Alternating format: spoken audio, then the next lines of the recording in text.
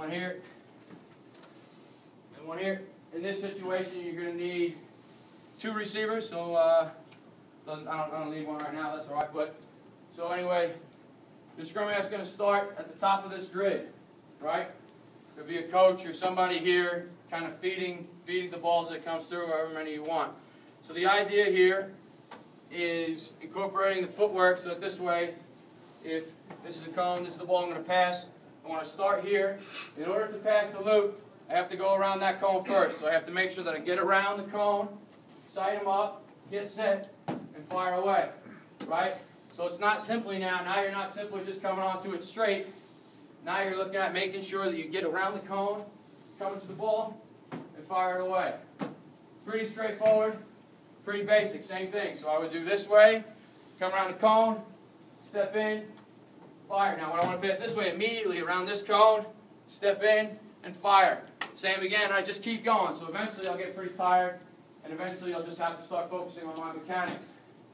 Now, to kind of progress that drill a little bit, you're going to basically, as the coach who's kind of rolling, putting the ball down, you start out literally just by placing the ball. So if I had someone that was in there, I would just take each ball, just place it down.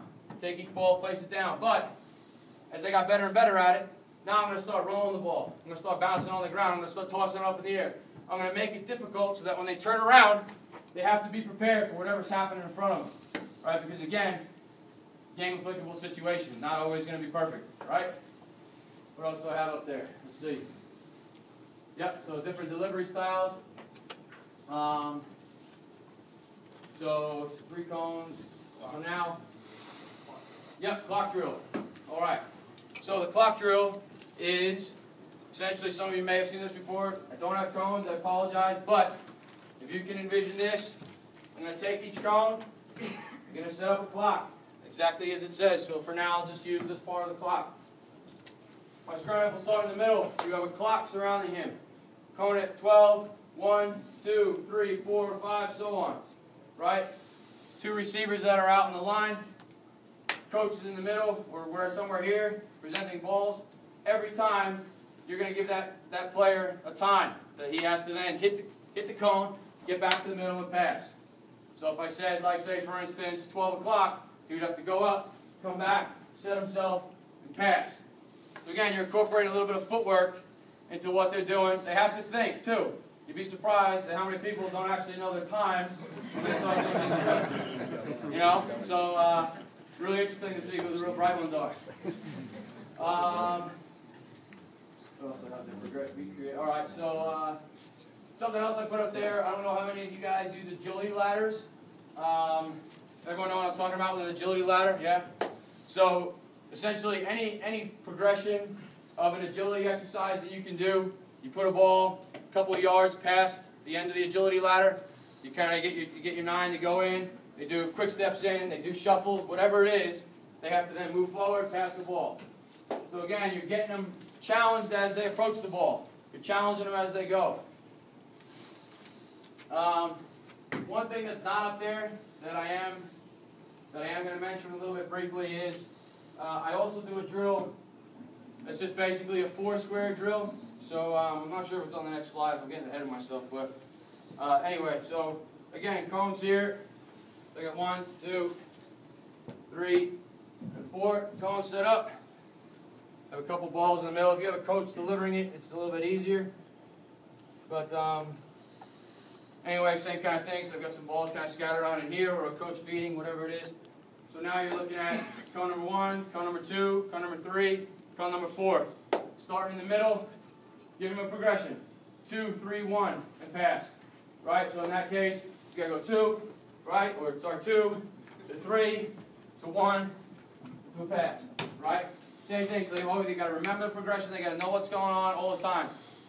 Ways to kind of make this drill, as well as that 3-cone drill that I talked about a little earlier, where now you've got the cone set up and you've got to go around, if everyone kind of remembers that.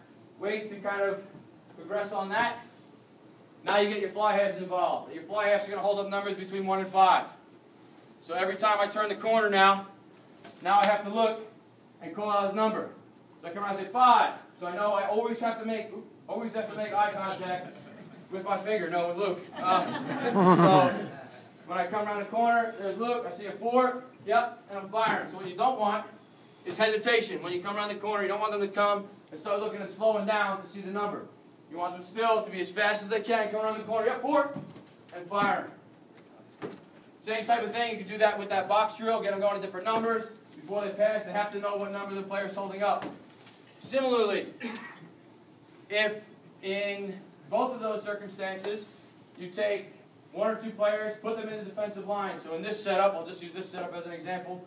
So your defensive line is somewhere here. Just get a coach, somebody to hold 3 different colored cones in their hand. Put them at where basically the second defender in the line would be, right? And as the player is turning the corner, again, so as they're turning the corner or in the box drill, coming back from their last run, you hold up a different color cone. And they have to, actually yell out what color it is, whether it's blue, white, red, whatever. So in that situation, you come around, you're taking a look, and you're seeing now, you have to read the defense. Then you do a little bit of both of it. Then you come around the corner, you're calling out a color cone, you're calling out a number that your fly has hold up. You're getting used to looking at what's around you and just having a lot of things going on at once.